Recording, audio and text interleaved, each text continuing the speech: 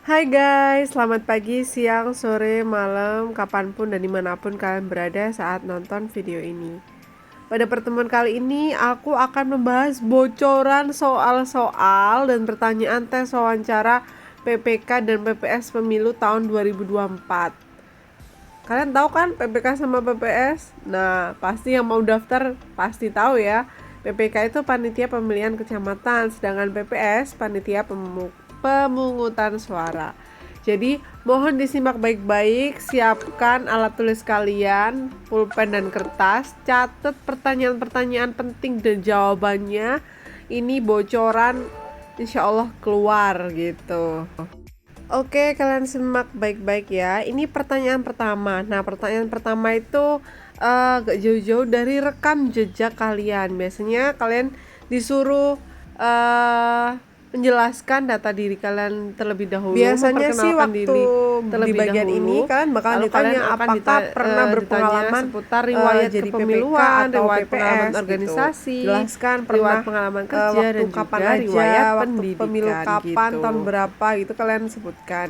Soalnya biasanya pewawancara memberi skor tinggi untuk orang-orang yang sudah pernah jadi PPK atau PPS gitu.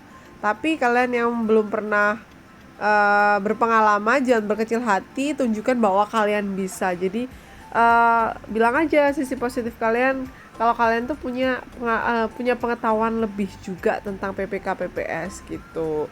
Makanya kalian berminat jadi PPK sama PPS gitu teman-teman. Jangan berkecil hati, tunjukkan yang terbaik gitu.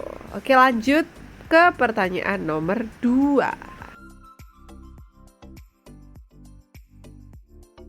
Oke, selanjutnya pertanyaan yang nomor 2. Dipastikan keluar ya. Ini tentang pengetahuan kepemiluan gitu. Yang ditanyakan tuh tentang teknis penyelenggaraan pemilu, kelembagaan penyelenggaraan pemilu, lalu pengetahuan kewilayahan dan juga administrasi kepemiluan. Jangan lupa kalau ini pegangan kalian itu materinya sesuai KPU nomor 476 tahun 2022. Jadi itu bahan kalian untuk belajar seleksi PPK PPS pemilu 2024. Jangan belajar di luar dari itu deh, soalnya di situ aja udah lengkap, kalian harus menguasai itu gitu. Nih aku kasih tahu pertanyaan seputar tentang pengetahuan kepemiluan ya, soalnya ada beberapa yang sudah pernah wawancara. Gini, pemilu di Indonesia pertama kali dilaksanakan sejak tahun berapa? Jawabannya tahun 1955. Lalu apa asas pemilu di Indonesia? Biasanya ditanyakan itu. Lu berjurdil. Udah jawabnya secara langsung aja, nggak usah bertele-tele. Terus ada berapa prinsip pemilu? Ada 11 prinsip. Ayo dibaca, ayo dibuka ya teman-teman materinya. Nanti 11 prinsip itu disuruh jelaskan. Terus kalau kamu jelaskan, kamu tidak dibiarkan begitu saja. Nanti kamu akan ditanya-tanyai gitu. Terus ditanyai, sebutkan salah satu atau 5 partai politik yang ada di Indonesia. Gampang kan, ada banyak. Terus siapa ketua KPU RI saat ini? Pak Hashim Asy'ari. Lalu siapa ketua KPU provinsi dan kabupaten? Jawab aja sesuai ketua KPU kalian gitu. Lanjut, kapan pemungutan suara pemilu 2024 digelar? 14 Februari 2024. Ini dicatat ya teman-teman. Lalu apa saja wewenang PPK pemilu 2024? Nah, ini kalian harus paham ya, harus hafal. Kalian buka aja wewenang PPK itu ada di bab 3 nomor 3 tahun 2018 pasal 22, yakni mengumpulkan hasil penghitungan suara di TPS sesuai wilayah kerja gitu. Lalu ditanyain apa yang dimaksud dengan pemilu. Pemilu merupakan sarana kedaulatan rakyat untuk memilih DPR, anggota DPD, presiden dan wakil presiden yang dilaksanakan secara langsung, umum, bebas, rahasia, jujur, dan adil. Catat loh teman-teman.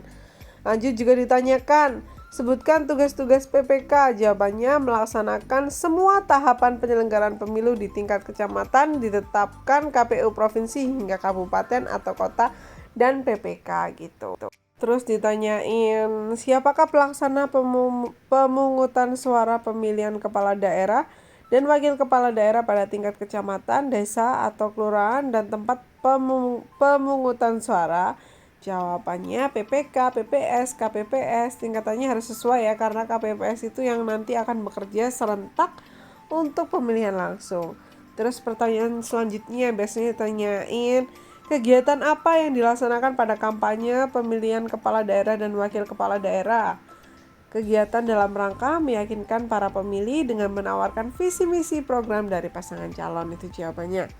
Lanjut, pertanyaan selanjutnya, partai politik atau gabungan partai politik dapat mendaftarkan pasangan calon apabila bagaimana? Yaitu apabila memenuhi persyaratan perolehan sekurang-kurangnya 15% dari jumlah kursi DPRD atau 15% dari akumulasi perolehan suara sah dalam pemilu DPRD di daerah yang bersangkutan. Terus ditanyain pengetahuan tentang pemilu, jawabannya luas ya, bisa mencakup tugas, wewenang, dan kewajiban PPK. Lalu disuruh jelasin teknik pemungutan suara, penghitungan suara yang terkumpul, dan cara menghitung jumlah suara yang terkumpul itu gimana gitu. Ya, catat baik-baik ya. Yang ditanya tentang nomor 2 ini biasanya tentang pengetahuan tentang pemilu, mencakup tugas, wewenang, dan kewajiban PPK PPS. Lalu mempertimbangkan persyaratan untuk mengambil posisi seseorang sebagai calon anggota dewan dan perwakilan daerah, itu kayak gimana. Lalu teknik pemungutan suaranya kayak gimana, penghitungan suara yang terkumpul, dan cara menghitung jumlah suara yang terkumpul itu gimana. Nanti kalian dites. Lalu dasar hukum penyelenggaraan pemilu itu gimana. Seputar cara perhitungan itu harus hafal ya. Lalu tentang pengetahuan teritorial itu harus hafal kalian. Itu tentang pengetahuan kewilayahan ya, biasanya ditanyai pengenalan wilayah tempat tinggal, batas-batas wilayahnya itu mana saja, terus nama kepala daerahnya siapa, kayak nama camatnya, terus kelurahannya ada berapa, nama lurahnya siapa, jumlah DPT-nya ada berapa, calegnya berapa orang, terus merebutkan berapa kursi DPR, itu kalian harus tahu ya teman-teman. Oke, jangan lupa dicatat. Selanjutnya kita ada di pertanyaan yang nomor 3. Pertanyaan nomor 3 ini meliputi tentang komitmen. Nah, komitmen itu ada apa aja? Ada integritas, profesionalisme, loyalitas, dan visi. Biasanya ini kalian ditanyai apa sih integritas, apa sih profesionalisme, apa sih loyalitas, apa sih itu visi. Nih, aku bacain ya. Kalian catat aja. Komitmen itu mencakup integritas, profesionalisme, independen, dan loyalitas. Nah, integritas sendiri itu menurut saya yaitu sikap yang berkaitan dengan perkataan dan perbuatan seperti jujur, mandiri, adil, dan akuntabel. Sedangkan profesional, kita harus memahami tugas, wewenang, serta kewajiban kita yang didukung atas dasar pengetahuan. Sedangkan loyalitas itu kesetiaan dan kepatuhan terhadap lembaga atau organisasi yang kita ikuti melalui sikap dan tindakan kita. Sedangkan independen, sikap mental yang bebas dari pengaruh. Maksudnya kita tidak dikendalikan oleh pihak lain, tidak tergantung juga pada orang lain gitu. Biasanya kalau soal nomor 3 ini kalian disediain tentang studi kasus gitu. Nanti kalian disuruh menyelesaikan masalah dan solusinya itu kayak gimana. Misalnya ditanyain siap bekerja 24 jam tanpa uang lembur. Nanti kalian berarti dites tentang komitmen kerja kalian tuh harus gimana gitu. Terus biasanya ditanyain, haruskah kami menerima Anda sebagai tenaga PPK dan PPS gitu. Kenapa? Kasih alasan. Terus visi kalian tuh kayak gimana sih buat ini. Terus apa sih kontribusi yang bakalan kalian kasih kalau kalian sudah diterima jadi tenaga ini gitu. Jadi kalian harus siapin jawaban ya teman-teman, jawaban yang terbaik kalian gitu. Terus kalian kalau ditanyain jawabnya harus tegas, percaya diri, terus dengan sopan dan gak bertele-tele. Berikan contoh berdasarkan pengalaman kontribusi kalian dan berikan skill yang dapat membantu menghadapi pekerjaan kalian gitu. Tapi kalau menjawab harus sinkron ya dengan tugas-tugas dari PPK PPS gitu. Terus biasanya juga ditanyai apa sih pencapaian terbesar Anda gitu.